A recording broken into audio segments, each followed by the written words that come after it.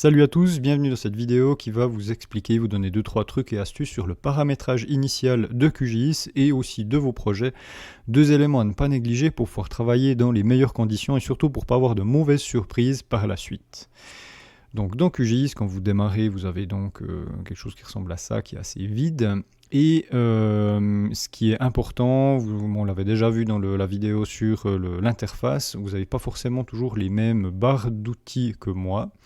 Donc les barres d'outils, celles que je vous conseille d'utiliser, enfin que je vous conseille d'afficher, mais bien après ça dépend les utilisations que vous allez faire de QGIS. Mais les barres d'outils qui sont efficaces et puis qui peuvent être très utiles, vous pouvez aller dans Vue, et puis ici dans barre d'outils, pour voir quelles barres d'outils sont effectivement sympathiques à afficher. Eh bien vous avez déjà la barre d'outils de l'accrochage, qui permet donc de pouvoir, lors de la numérisation, aimanter, on va dire, le curseur aux éléments existants sur la carte. Et pas forcément, mais ça peut toujours être utile. La barre d'outils des attributs, donc celle ici que je viens de faire disparaître, et puis que je vais réafficher ici, donc toute celle qui permet d'afficher notamment la table attributaire, les sélections, etc. Vous avez, vous voyez pas ce que je fais, c'est un petit peu haut, alors je vais retourner ici dans barre d'outils. Donc oui, l'accrochage, donc c'est cette barre ici avec l'aimant rouge. Ensuite, vous avez la barre d'outils de numérisation, celle-là, mais c'est, je dirais presque une des plus utiles. Donc c'est celle qui est ici avec les crayons, vous avez soit deux crayons rouges, un crayon jaune, etc. Donc c'est pour la numérisation simple, je dirais, pour ajouter simplement des points, des lignes et puis des polygones. Vous avez, vous voyez toujours pas ce que je fais, barre d'outils.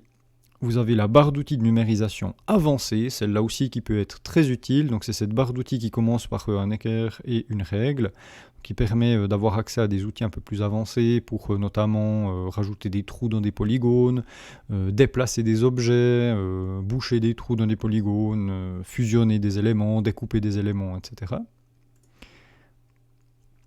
Ensuite, vous avez la barre de numérisation de forme. Alors celle-là, elle est ici chez moi. C'est pour pouvoir faciliter, si vous voulez numériser des ronds, des carrés, des ellipses, etc. Eh bien, cette numérisation de forme, elle permet d'avoir des formes qui sont géométriquement correctes et puis pas de l'approximation faite à la main. Ensuite, on a la base de données, ça vous en avez pas forcément besoin dans un premier temps. Les étiquettes, vous pouvez aussi les utiliser si nécessaire, mais ça demande un petit paramétrage, donc on verra ça dans une autre vidéo. Les extensions, eh bien ça dépend des extensions que vous avez installées. Si vous avez, ici en l'occurrence, c'est cette barre ici. Donc moi j'ai quelques extensions installées, et puis là il y en a quelques-unes aussi, je sais pas pourquoi elles sont pas groupées, mais enfin voilà, donc ça c'est aussi... Si vous avez des extensions, autant afficher la barre des extensions. Gestion des couches, pas forcément. Gestion des sources de données, eh bien c'est cette barre ici, donc elle est aussi utile pour pouvoir ajouter et puis créer des couches de données. Ensuite, vous avez la navigation cartographique. Eh bien ça c'est sûr que si vous ne l'affichez pas, vous ne pouvez pas vous déplacer sur la carte. Donc c'est assez intéressant d'avoir cette barre de navigation cartographique. Et ensuite, vous avez la gestion du projet, donc c'est ce que vous avez, ici en haut, donc c'est aussi intéressant à voir. Et puis ensuite, raster, et puis vous ne voyez pas juste ici en dessous, mais il y a la barre d'outils de vecteur. Et bien la barre d'outils de vecteur, c'est effectivement ici les quelques petites choses que j'avais ici dessous, donc c'est aussi intéressant de la voir. Je vais la remettre, voilà. Donc voilà pour la configuration des barres d'outils que je vous conseille. Rapidement encore, la configuration des panneaux. Donc ici, moi, j'en ai pas des masses qui sont affichées. Il y a le panneau de couche, ça c'est sûr. Vous avez le panneau d'explorateur. Autrement, les autres, j'en ai pas forcément besoin toujours. Mais on peut les afficher et puis les masquer à l'envie. C'est aussi utile de savoir que si, par exemple, pas de bol, vous cliquez ici et puis, ah, zut, j'ai perdu mes couches, mon Dieu, au secours. Eh bien, simplement aller dans Vue, Panneaux. et puis il faut recocher simplement panneau couche, et puis il revient. Donc c'est entre guillemets un avantage, un inconvénient de l'interface de QGIS, c'est que c'est très modulable, hein. Vous pouvez déplacer des panneaux, typiquement ici si je prends mon panneau de couche, je peux le balader comme j'ai envie, mais ça peut être un petit peu embêtant, hein. Par exemple ici, ah zut, je l'ai mis et puis superpose avec l'autre, c'est pas forcément pratique, donc il faut en l'occurrence, voilà, je suis en train de faire des choses rigolotes. Et bien ici, vous pouvez le déplacer, le remettre, reprendre votre explorateur, le redéplacer, le remettre, etc. Donc c'est assez souple, mais des fois, on a tendance à perdre des choses. Donc n'hésitez pas à aller dans Vue, panneaux et barre d'outils pour afficher et masquer ce que vous voulez ou pas.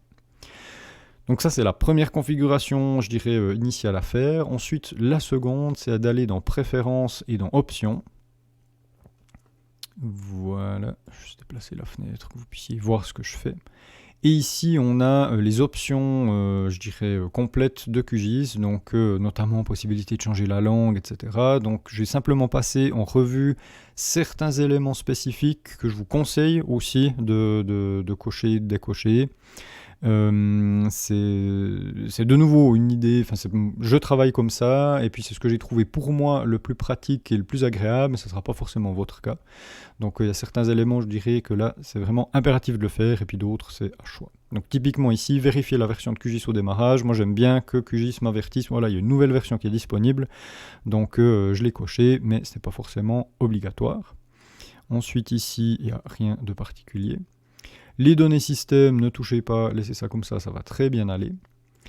Le système de coordonnées, ça c'est vraiment quelque chose qu'il faut paramétrer au début. À savoir, le système de coordonnées, je vous conseille de mettre le système de coordonnées de votre pays. Donc ici, moi pour la Suisse, eh bien, c'est le CH1903+.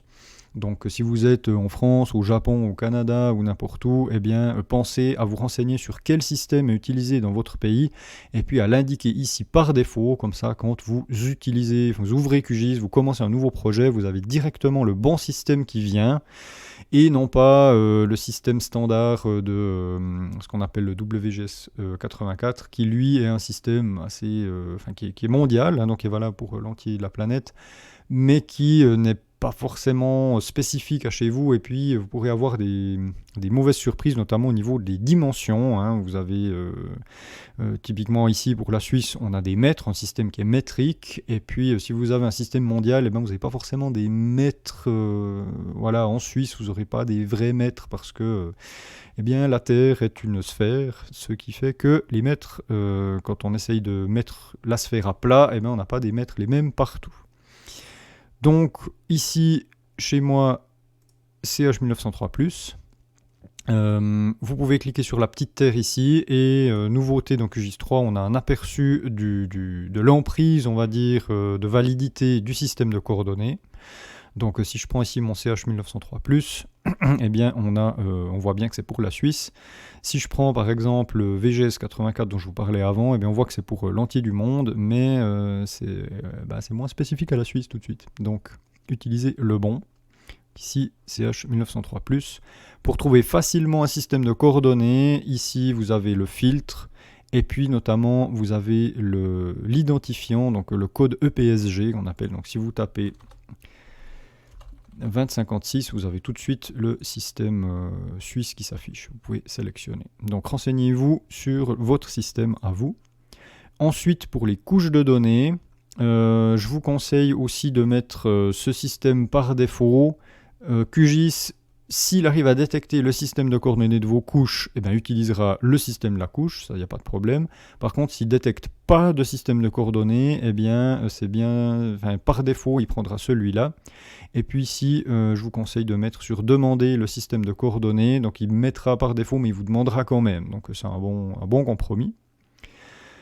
Source de données, vous pouvez ici simplement cocher exécuter les expressions côté serveur si possible. Ça permet d'améliorer l'efficacité dans certains cas, mais c'est spécifique. Voilà, cochez-le, c'est bien. Ensuite, au niveau du rendu, vérifiez bien que vous avez rendu des couches en parallèle et puis utilisez le cache du rendu qui sont cochés. Donc ça permet d'accélérer significativement le rendu. Et puis réaliser la simplification par le fournisseur de données lorsque c'est possible. Vérifier aussi que ce soit coché, ça permet d'améliorer aussi le rendu. Le reste, vous pouvez laisser comme ça. Ensuite, Canva et Legend, laissez simplement. Outils cartographiques, ici, vérifiez bien que vous avez unité de distance préférée en mètres, et puis unité de superficie préférée en mètres carrés, et puis unité d'angle en degrés. Donc ça, de nouveau, je parle pour la Suisse. Hein, si vous êtes au Kamtchatka, et puis que vous avez des coudes, des oreilles, et puis voilà, adaptez en conséquence, bien sûr, hein, mais vérifiez bien ça. Au niveau des couleurs, ensuite, rien à signaler. Au niveau de la numérisation, ici, aussi, activer l'accrochage par défaut, je vous le conseille.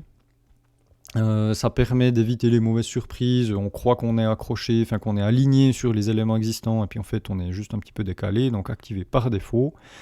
Ici, sommeil segment, ici vous pouvez mettre, je ne sais pas pourquoi c'est 12, vous pouvez 10 ou 12 pixels, c'est égal, mais 10 ou 12, et puis des pixels.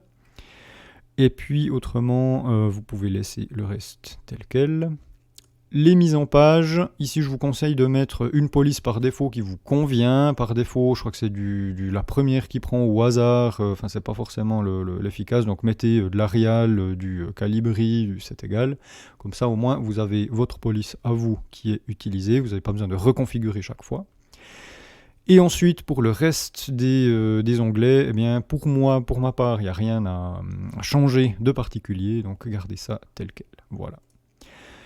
Une fois que vous avez appliqué ces modifications, fermez QGIS, relancez-le pour que ça soit pris en compte, et puis normalement, vous devriez avoir au niveau du système de coordonnées, ici en bas, votre EPSG qui correspond au code que vous avez indiqué comme code par défaut.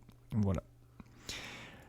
Donc voilà, c'est tout pour cette première configuration, et puis vérifiez vraiment bien que ce code, enfin que ce système de coordonnées, quand vous ouvrez QGIS, quand vous commencez un nouveau projet, soit le bon, pour ne pas avoir de mauvaises surprises par la suite. Voilà, à bientôt pour une prochaine vidéo.